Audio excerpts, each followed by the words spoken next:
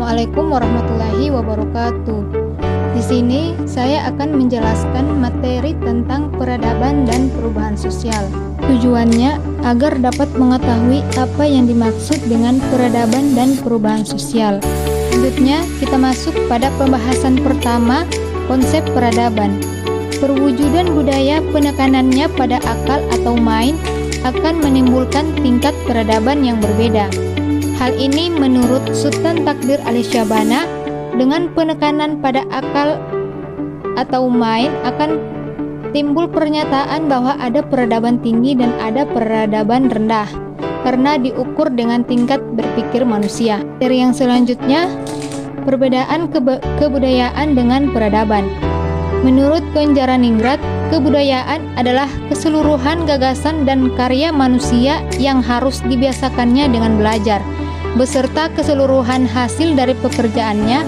Selanjutnya, menurut Konjaraningrat, istilah peradaban dapat disejajarkan dengan istilah Inggris civilization yang biasanya dipakai untuk bagian-bagian dan unsur-unsur kebudayaan yang halus dan indah seperti kesenian, ilmu pengetahuan, serta sopan santun dan sistem pergaulan yang kompleks dalam suatu masyarakat dengan struktur yang kompleks.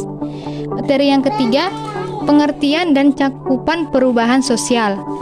Menurut Gilin mengatakan bahwa perubahan-perubahan sosial untuk suatu variasi dari cara hidup lebih diterima karena perubahan kondisi geografis, kebudayaan material, kompetisi penduduk, ideologi maupun karena adanya difusi ataupun perubahan-perubahan baru dalam masyarakat tersebut.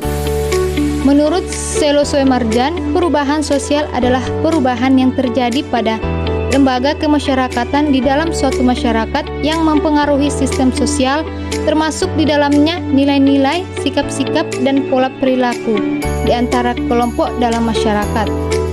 Materi yang keempat, keseimbangan. Keseimbangan sosial adalah syarat yang harus dipenuhi agar masyarakat dapat berfungsi sebagaimana mestinya. Robert Melker mengatakan, perubahan-perubahan sosial merupakan perubahan dalam hubungan-hubungan sosial atau perubahan terhadap keseimbangan hubungan sosial. Materi yang kelima, modernisasi. Yang pertama, konsep modernisasi. Modernisasi dimulai pada abad ke-15 dan tersebar ke sebagian besar dunia barat dalam 5 abad berikutnya. Yang kedua, syarat-syarat modernisasi. Yang pertama, cara berpikir ilmiah yang institutionalized dalam kelas penguasa maupun masyarakat. Yang kedua, sistem administrasi negara yang baik yang benar-benar mewujudkan birokrasi. Yang ketiga, adanya sistem pengumpulan data yang baik dan teratur yang berpusat pada suatu atau lembaga tertentu. Yang ketiga, ciri-ciri modernisasi. Yang pertama, kebutuhan materi dan ajang persaingan kebutuhan manusia.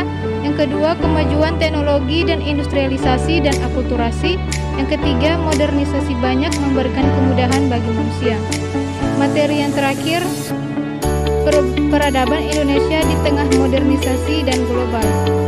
Arus modernisasi dan globalisasi adalah sesuatu yang pasti terjadi dan sulit untuk dikendalikan, terutama karena begitu cepatnya informasi yang masuk di seluruh belahan dunia. Hal ini memberi pengaruh bagi seluruh bangsa di dunia termasuk di dalam bangsa Indonesia.